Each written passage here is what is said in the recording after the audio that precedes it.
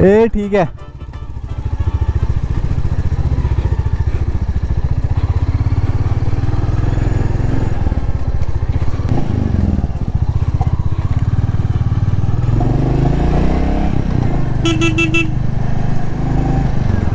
Good morning सभी को, जो लोग भी ये वीडियो देख रहे हैं, और साथ में गुड आफ्टरनून भी, क्योंकि टाइम जो है टाइम हो गया 12:07 हो गया, अगर आपको दिख रहा होगा तो। एक्चुअली सुबह में निकलने का टाइम जो था, मैंने 10 बजे डिसाइड किया था कि 10 बजे निकलूँगा सुबह, पर पहली बार निकलना था तो सामान जो है बाइक पे सामान ही नहीं सेट हो पा रहा था। सामान को बांधते बांधते मुझे इतना टाइम हो गया कि 12 बज गए हैं, और अभी जस्ट 10 मिनट हुए मुझे निकले हुए। और यार सबसे पहले एक बात बताऊं मैं आपको, जो मैं हेलमेट लिया था बड़ा सोच समझ के लिया था कि इसमें सब कुछ बेहतर हो, पर इसमें आप ना एक ऐसी दिक्कत आ रही है ना कि इसमें विंड नॉइज़ जो है इतना ज़्यादा आ रहा है कि पूछो ही मत। ऐसे लग रहा है जैसे कोई मेरे से ऊपर से ना प्लेन गुजर रहा है, जैसे वैसा वाला नॉइज़ आ रहा है। मुझे नहीं लगता अब तक ये मेरी आवाज़ जो है जो क्लियर सुनाई दे रही होगी या नहीं दे रही होगी, क्योंकि मैं पहली बार रिकॉर्ड कर रहा हूँ। और जब तक पहले यहाँ से टर्न ले लेते हैं।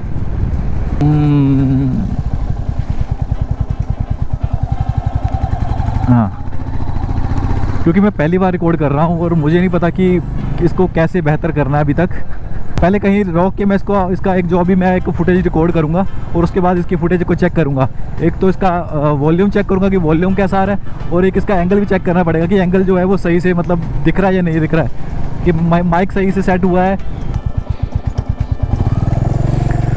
तो कैमरे का एंगल और उसका ऑडियो तो मैंने कर लिया चेक, वो तो बेहतर आ रहा है। अभी चलते हैं अपनी मंजिल की तरफ। छोटे रोडों में बस यही एक दिक्कत है कि ओवरटेक करना मुश्किल हो जाता है।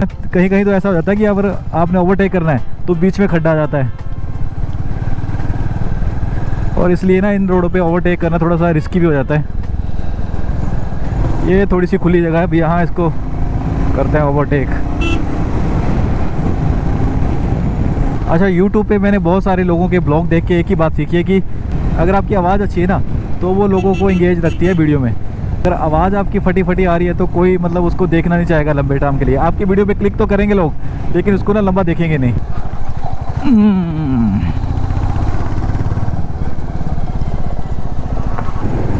हाँ हाँ हाँ, एक तरफ नहर का पानी और एक तरफ शानदार रोड, क्या मज़े हैं। अब लगता है थोड़ा सा रोड बेहतर मिलेगा, पर जितना टाइम मुझे घर से तलवाड़ा के लिए लगता है गाड़ी में, उतना ही टाइम मुझे बाइक पे लग गया है। लगभग पौना घंटा मुझे घर से लगता था गाड़ी में, आज बाइक लेके आया हूँ तो बाइक पे भी लगभग उतना ही टाइम लग गया है। मतलब 5-10 मिनट थोड़े कम लगे होंगे, लेकिन वही हिसाब रहा है। अब रोड तो बेहतर आ गया, लेकिन सबसे पहले मुझे ना एक बार गाड़ी का जो सामान पीछे बांधा हुआ है वो चेक करना कि सही से बंधा हुआ है या नहीं, कहीं लूज़ वगैरह तो नहीं हुआ है। उसके लिए मुझे कहीं खुली जगह देख के गाड़ी रोकनी पड़ेगी पहले।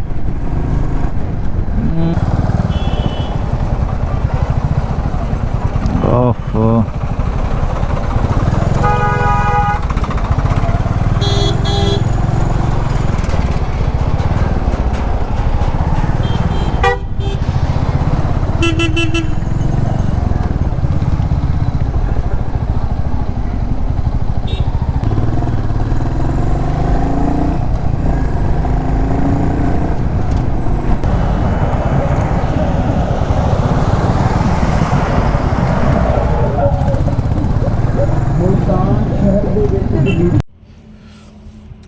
अभी मैं बस 10 मिनट के लिए रुका था खाना खाने के लिए, और मैं आपको दिखाता हूँ कि खाने में मैं क्या लेके आया हूँ। ये देखो, मक्की की रोटी है, के साथ में मूली है, साग डाला हुआ है, और साथ में मेरी मम्मी ने नमक भी डाला हुआ है कि मूली के साथ नमक खाने के लिए। अच्छा, घर पे तो हम खाना रोज़ खाते हैं ना, लेकिन इस तरफ ऐसे जंगल में बैठ के और मतलब बाहर बैठ के खाना खाने का ना मज़ा ही अलग है। थोड़ी देर में जल्दी मैं खाना खाऊंगा 5-10 मिनट में, उसके बाद वापस बाइक पे बैठूंगा और चलेंगे वापस।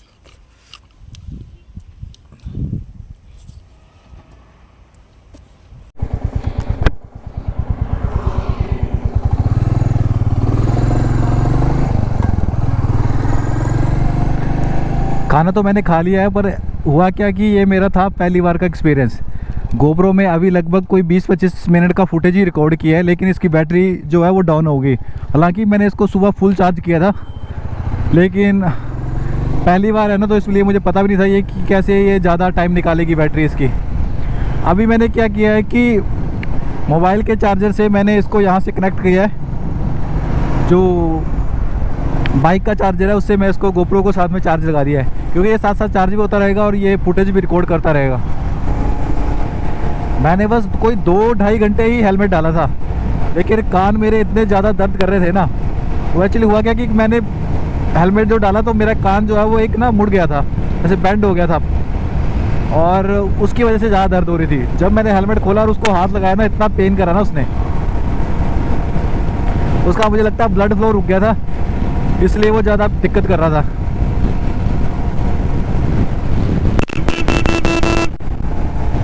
क्या कि धीरे धीरे जब मैं इसको पहनूंगा, थोड़े दिन पहनूंगा तो आदत पड़ जाएगी ना, फिर क्या है कि फिर ये पेन नहीं करेगा इतना ज़्यादा। अभी एक स्टे ले लिया हमने, एक काफ़ी देर रुका मैं यहाँ पे,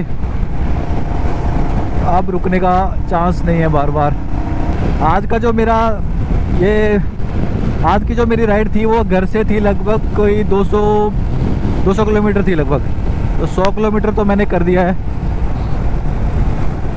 क्योंकि जब मैं घर से चला था तो 180 किलोमीटर थी मेरी बाइक चली हुई। तो अभी कितने हो गए, 280 किलोमीटर हो गया है, तो मैंने 100 किलोमीटर तो बाइक को चला दिया है, अब बस 100 किलोमीटर रह गया है।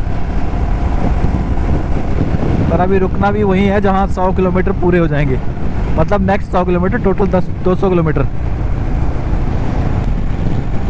इस वाली राइड से ये भी सीखने को मिला है कि गोप्रो की बैटरी चाहे जितना मर्जी चार्ज कर लो, इसका एक बैकअप तो लेके चलना पड़ेगा। या तो एक पावर बैंक लेना पड़ेगा कि उसको जेब में डाल के साथ साथ में मैं गोप्रो को भी चार्ज कर लूँ, या इसकी एक आध बैटरी जो है वो एक्स्ट्रा लेनी पड़ेगी। लेकिन अगर बैटरी एक्स्ट्रा लेता हूँ ना, तो उससे क्या होगा कि मुझे जो गोप्रो है इसका पूरा सेटअप जो है वो उतारना पड़ेगा, क्योंकि बैटरी डालने के लिए इसका जो मीडिया मोड है उसको उतारना पड़ेगा, और उसको खोल के ही बैटरी इसके अंदर डलेगी। तो उसके लिए मुझे ना ये सारा ताम झाम खोलना पड़ेगा आगे वाला। तो इससे अच्छा है कि एक बढ़िया सी वायर लेता हूँ चार्जिंग की, और एक पावर बैंक लेता हूँ कोई 20,000 mAh का। उसको क्या करूँगा कि मैं यहाँ जेब में डाल दिया करूँगा और साथ में चार्जिंग लगा दिया करूँगा, साथ में चार्ज होता रहेगा। ये तो ऐसे तो ये बैटरी निकालने नहीं वाला, कुछ भी नहीं निकालने वाला चार्जिंग। अगर तो आप जब मार्केट क्रॉस कर रहे हो ना, कहीं भी किसी भी शहर में निकल रहे हो, तो मैं तो बोलूँगा कि आप अपनी बाइक की स्पीड है वो कम ही रखो, क्योंकि मार्केट में क्या होता है कि लोग कहीं से भी निकल जाते हैं, कहीं से भी आपको कट दिख जाएगा और कहीं से भी कोई बाइक या गाड़ी घुसा देगा। और फिर क्या होगा कि अगर आपकी गाड़ी स्लो है तो आप कंट्रोल तो कर लोगे, लेकिन अगर आप तेज़ चलते हो ना, तो उससे क्या होगा कि आपकी जो गाड़ी है वो कंट्रोल नहीं होगी, और लोगों का भाई पता नहीं है यहाँ मार्केट में कब कहाँ से कोई कौन निकलेगा। तो इसलिए ये है कि जब तक मार्केट है तब तक आप स्पीड स्लो रखो। जैसे आपकी मार्केट क्रॉस होती है और फिर आप अपनी गाड़ी को खींच सकते हो जितना मर्जी। सारी गाड़ियाँ साथ साथ में चल रही हैं, इसलिए मैं थोड़ी दूरी बना लेता हूँ। अब ये थोड़ी हलचल कम हो जाएगी फिर ओवरटेक करता हूँ। एक तो जो मेरा पास जो हेलमेट है ना, ये मैंने परचेज़ तो किया था, लेकिन ये है नहीं बेहतर, क्योंकि इसमें जो व्यू आ रहा है वो वाइड नहीं आ रहा, वाइड व्यू नहीं आ रहा। उससे क्या है कि एक तो मिरर जो देखने पड़ते हैं, साइड मिरर, वो देखने में बड़ी दिक्कत आ रही है। उसके लिए क्या है कि बार बार पीछे की तरफ गर्दन घुमानी पड़ रही है। अगर ये व्यू वाइड होता तो वाइड व्यू से क्या था कि वो मुझे देखने नहीं पड़ती, मैं नज़र घुमा के उसी पोजीशन में देख लेता। लेकिन अभी क्या है कि दोनों तरफ मुझे वो बार बार ऐसे गर्दन घुमा के देखना पड़ रहा है कि पीछे वाली गाड़ी कोई आ तो नहीं रही।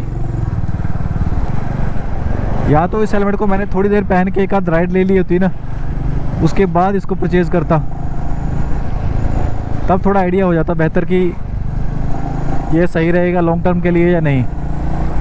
क्योंकि वाइड व्यू वाला होता है ना हेलमेट, उससे क्या होता है कि आपको पूरा रोड का पूरा साइड अच्छे से दिखता है, आपको सामने भी अच्छा दिखेगा और आपको साइड भी जो है वो भी आप अच्छे से देख पाओगे। चंडीगढ़, यहाँ से हमें लेना है लेफ़्ट। इस रोड पे क्या है, ये थोड़ा सा रोड है ना, यहाँ पे पहले बीच में जो ये डिवाइडर लगाया हुआ है ये नहीं लगे हुए थे, तो क्या था कि लोग क्या था कि इधर उधर किसी भी साइड में घुस जाते थे। अब जब से ये डिवाइडर लगे हुए हैं ना, ये है कि कम से कम लोग ट्रैफिक जो है वो एक साइड में चली रहती है। ये देखो भाई, इधर साथ में नहर जा रही है।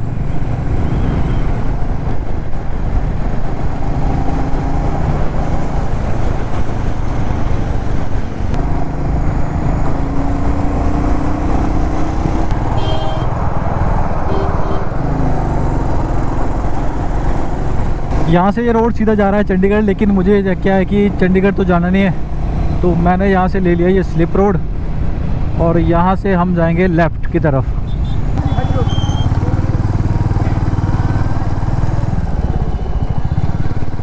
अब वाला जो रोड आएगा ना, वो इतना खूबसूरत और इतना मज़ेदार रोड है ना कि बाइक चलाने का मज़ा आ जाता है। गाड़ी चलाने का तो मज़ा आता ही था, पर बाइक चलाने का और ज़्यादा मज़ा आएगा, क्योंकि इस रोड पे है इतने बड़े बड़े खड्डे हैं। ओह, ये पहले खड्डे इतने बड़े बड़े थे, अब क्या है कि इसमें थोड़ी थोड़ी मिट्टी डाल दी तो थोड़े ये ऊपर आ गए हैं। इतने बड़े खड्डे थे, और जब कभी कभी बारिश होती थी पानी वगैरह भर जाता था इसमें। उतर के चेक करना पड़ रहा है कि जो बैग जो है वो सही से बंधा हुआ है या नहीं, क्योंकि ये देसी सा जो जुगाड़ किया है ना, इस पे क्या है कि बैग गिरने का रिस्क तो रहता ही है, क्योंकि जो इलास्टिक है ना ये जल्दी ढीली हो जाती है, और चलती बाइक में फिर इसको संभालना भी इतना आसान नहीं होगा कि इसको संभाल पाऊँ। फ़िलहाल तो ये सेट है, क्योंकि इसके पीछे जो बैक रेस्ट है ना वो काफ़ी हेल्प कर रहा है इसको संभालने में।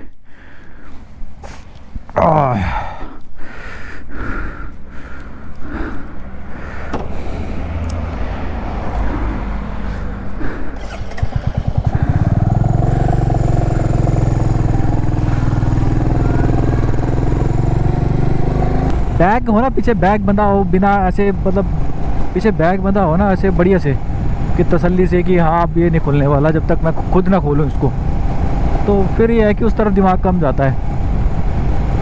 बैग का गिरने गुरने का थोड़ा जो है वो कम रहता है रिस्क।